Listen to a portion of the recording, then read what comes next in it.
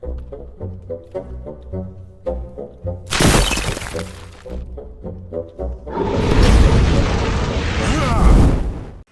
everybody, it's Riffraff Hornhelm, and I'm back again with another presentation from the Dwarven Vault, and today we have a monster review for you. Today we're going to talk about the Leucrotta. This is from the original monster manual and used with the original Advanced Dungeons & Dragons, or what's commonly referred to today as 1E.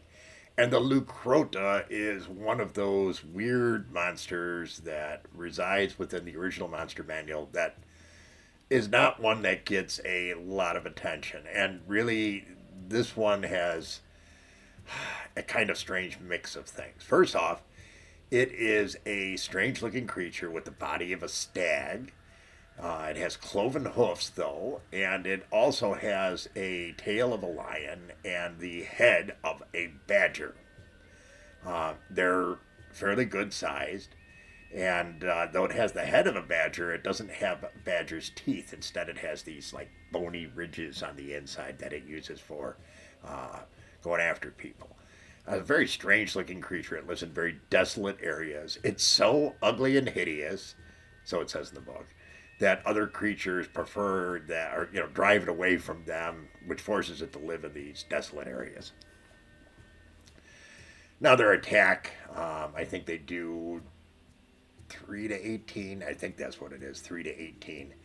And they are very strange. They also have the ability to, in retreat, to attack twice with their rear hooves to do 1 to 6 points of damage. But really, what their big thing is that they are smart and they are clever. And they have an interesting way of expressing it. Now, they can speak their alignment tongue, and of course, they're evil. In addition to this, though, they can speak the common tongue. And while they're intelligent, they're only like average intelligence, but that's still pretty unusual if you're not expecting it from this type of creature. It has one specific power, which is its ability to mimic the human voice, men or women. And it can call out in common tongue, of course, as a man or a woman asking for help or things of this nature in order to draw in their potential victim so that they can pounce on them and rip them to shreds. The usual monster stuff. But that bit of mimicry makes them a much more effective creature and makes them something that, frankly, most players don't think about. Yeah, it's in the book and you'll read it, but it's not one you run into very frequently. I've used them a couple of times in dungeons, mainly because of the surprise value, something that I knew my players would never recognize. And it would allow it to do a disproportionate amount of mayhem to the party because of that. Now, in terms of hit dice, this is a 6+1 hit dice creature, which is pretty good, actually. The fact that this has, remember, hit dice are 1 to 8 hit points. And it's very possible that this creature could have been, up to 43 hit points. That's pretty nasty. Because of their build and the type of creature they are, if they run or things like that, they're pretty fast. And they're not liable to do anything that's going to be overly confrontational. What they want to do is they want to sucker you in and get you before you could really do anything to it. So in desolated areas, places where really nobody goes, these guys do. And it's something to be aware of, because if you run into it, their ability to mimic the voice of a man or a woman can draw you into trouble and get you offed by something that frankly isn't that powerful, but is very surprising if you don't know what the hell you're looking at. So I went and spoke to the Hornhelm community in terms of our brethren out there, both on the Dungeon Master side and on the player side. And on the Dungeon Master side, I have to honestly say, more than half of them said, "Oh, what?" And you had to point it out to them in the books and so forth. And they're like, "Oh, yeah, I remember seeing those." The reality is that most dungeon masters have not used this as a character, or I'm sorry, as a creature within any of their dungeons. Totally understand. It is kind of an outlier when it comes to the monsters within the monster manual. However, where there are outliers, there is opportunity. Opportunity is to use this creature and surprise your characters, just like I have. It is something that most people look at and go, what? And they either think it has more power than it does, or it has virtually nothing.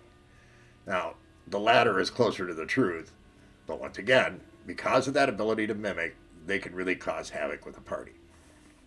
When they show up, it's 1 to 4 of them. So you have, if you're doing them as a wandering monster, you can have more than 1 in attendance. And it's kind of a fun encounter as a DM if you want to do it with your characters, only because they don't know what it is. Now, in terms of difficulty, that odd combination of its one specific power combined with the fact that most people don't recognize what it is, I have to say that from my standpoint, I look at this as a solid 4 or 5. In talking with other DMs, they tended to rank it in the 3 to 4 range, but most of them hadn't ever used it before. I gotta say, from using this, I think it's a good, 4, 4.5, maybe even 5, depending on the group of characters you're going up against as a DM, whoever the adventuring party is. And the players, when they looked at this, they came back with didn't really know what to say either. In most cases, they had never run into it. There was 2 people who had specifically done so, and in both cases, they came back and said, "Oh yeah, a 5." And that was because they didn't know what the hell they were running into. In one case, the creature ended up killing somebody in the party. In the other case, they just barely got away with somebody not dying who took significant damage. It was a more powerful opponent than they realized. And yes, they learned. They'll never forget them, but they did learn. So really, overall, when you look at this, I'd say, yeah, you're talking somewhere between about a 3.5 and a 5. 5 is probably a little heavy. I find this to be a pretty solid 4, 4.5. So at the end of the day, that's the Leucrotta, one weird beastie that they had back in the good old days.